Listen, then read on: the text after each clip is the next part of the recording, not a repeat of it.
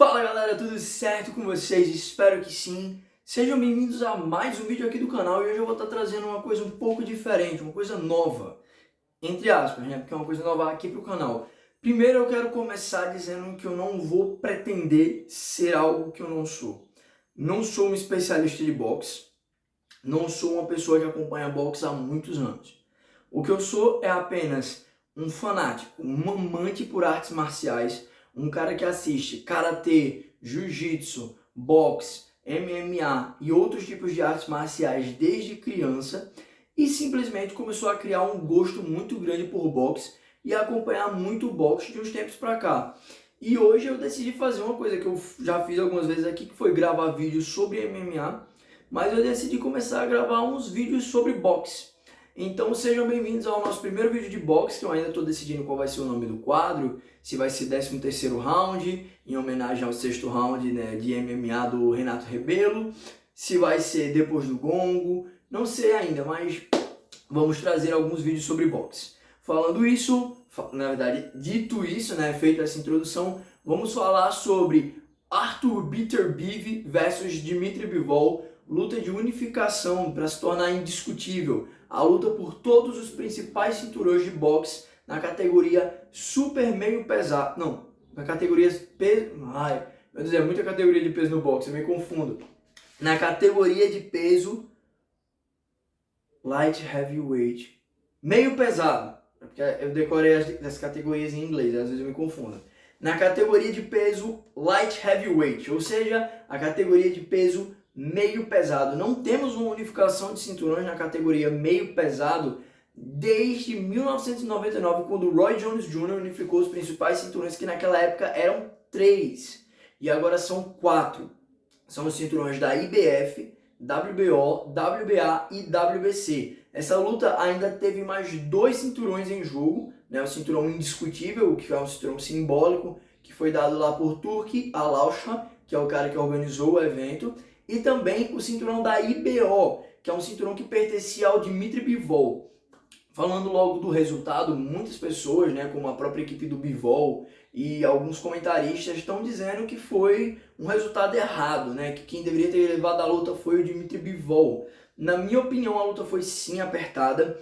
Teve um juiz que deu 114 a 114, teve um juiz que deu 116 a 112, teve um juiz que deu 115 a 113, se eu não estou me lembrando errado. Eu acho que sim, foi uma luta apertada. Eu pontuei 115 a 113 para o Arthur Beterbiev, mas sim, dava para ver uma vitória do Dmitry Bivol. Tanto é que quando acabou a luta, eu estava aqui já crente que o Dmitry Bivol tinha ganhado. Porque eu assisti a luta no DAZN, e no DAZN o cara que estava comentando a luta estava pontuando a luta, né? E ele tinha pontuado que até o último round tava uma vitória do Bivol e que se o Beterbiev vencesse o último round, empatava.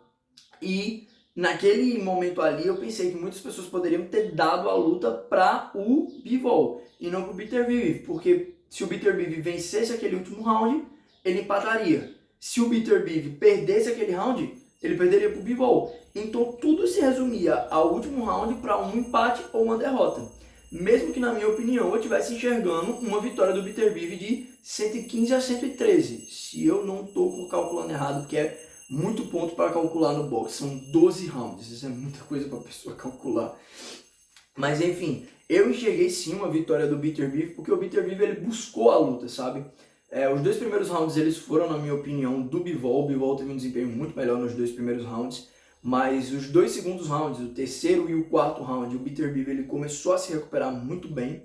E daí em diante a luta para mim se resumiu a o Beterbiev buscando a luta, o Beterbiev indo atrás do nocaute, o Bivol sempre na ponta dos cascos, desviando e defendendo e esperando uma brecha. E quando ele encontrava uma brecha, ele ia e nocauteava lançava uma sequência pesada no Beterbiev. Muitas vezes essa sequência pesada que ele lançando, até dando a entender que o Beterbiev tava meio pra lá e tal, quase como quem se pegar um pouquinho mais, dá knockdown.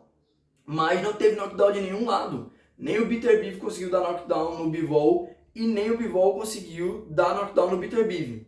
Uma coisa que pra mim pesou muito na luta foi justamente a questão do quando os dois estavam bambeando, quando os dois estavam meio desorientados, estavam meio tontos. O que acontecia? Quando o Bivol ele estava meio tonto, ele ia pro clinch. Toda vez que o Bivol começava a sentir uma sequência pesada do Peter Bivol, ele puxava pro clinch. E isso esfria a luta. Isso faz com que dê um tempo para o cara se recuperar. Isso dá uma esfriada na luta. Isso, sim, impede você de levar um knockdown ou de ser nocauteado, mas isso pode fazer parecer que você está fugindo da luta. Por mais que você não esteja, você só esteja fazendo uma coisa que está dentro das regras para tentar dar uma esfriada na luta e se recuperar um pouco. Já o Peter Bivol, toda vez que o Bivol acertava uma sequência pesada e que parecia que faltava a questão de 1-2 golpes para dar um knockdown, o que o Peter Bivol fazia era morder os dentes e ir para cima com tudo, bater, dar tudo que tinha para fazer aquele concurso de macheza, aquela dança masculina, como chamam, né? Que aí os dois para trocação franca e foda-se, alguém vai cair e vamos jogar na sorte, o famoso jogar os dados, ver no que vai dar. E normalmente isso acontecia nos finais de round. Então acabava que o round terminava e nenhum dos dois levava um knockdown. Então, ao final da luta eu tive essa impressão. Eu estava dando a luta pro Peter Bivol, mas eu tive a impressão de que a luta tinha sido, sim, muito apertada. E que provavelmente o Dmitry Bivol ele iria ganhar numa decisão dividida.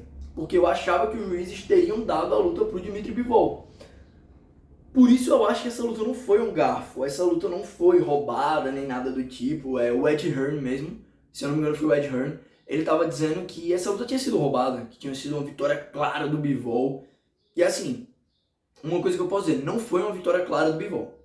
Não foi uma vitória clara e incontestável do Peter Bivol. E não foi uma vitória clara e incontestável do Bivol. Foi uma luta muito apertada, que dependendo do seu critério de pontuação, poderia ir para qualquer lado. Meu principal critério de pontuação é buscar o fim da luta, buscar o nocaute. Você buscar encerrar a luta. E no aspecto de buscar encerrar a luta, quem buscou mais encerrar a luta foi o Peter Bivol. Em alguns rounds o Bivol buscou mais encerrar a luta, e nesses rounds para mim o Bivol ganhou. Mas eu vi num quadro geral, juntando os 12 rounds, o Peter Bivol buscando mais encerrar a luta. Por isso eu vi uma vitória do Arthur Peter Bivol. Então, assim, dito isso, dependendo do critério de pontuação de cada pessoa, a pessoa pode ver essa luta indo pro lado do Bivol ou pode ver essa luta indo pro lado do Peter Bivol. Mas essa não foi uma luta clara e incontestável para nenhum dos dois lados. Foi uma luta apertada, sim, e uma luta tão apertada que está passível a uma revanche imediata, né? Tanto é que o próprio Turki Al-Aushar, quando acabou a luta, que é o cara que organizou a luta, é o cara que organiza essa Riyadh Seasons e tal, ele falou que se os dois lutadores aceitarem, ele está interessado em fazer uma revanche imediata. Porque a luta ela deixou essa abertura para uma revanche imediata. E assim, eu acho que cai como uma luva uma revanche imediata para ambos, porque assim, ambos eram indiscutíveis, ambos eram invencíveis, nenhum dos dois tinha conhecido a palavra derrota até então. Então assim, ambos eram campeões de mais de uma federação, né? Um era da WBA e da IBO e o outro era da WBC, da WBO e da IBF. Então assim, independente de quem perdesse, eu acho que valia uma revanche imediata ali de qualquer forma, igual foi o Fury e o Usyk. Mas eu não acho que foi roubado, eu não acho que foi garfo, como muitas pessoas estão dizendo. Eu acho que foi sim uma vitória do Peter Bivol, mas uma vitória do Peter Bivol numa luta apertada que poderia ter ido para qualquer lado. E é uma coisa que eu tô vendo porque tem uma galera que tá dizendo que, tipo, simplesmente a luta foi...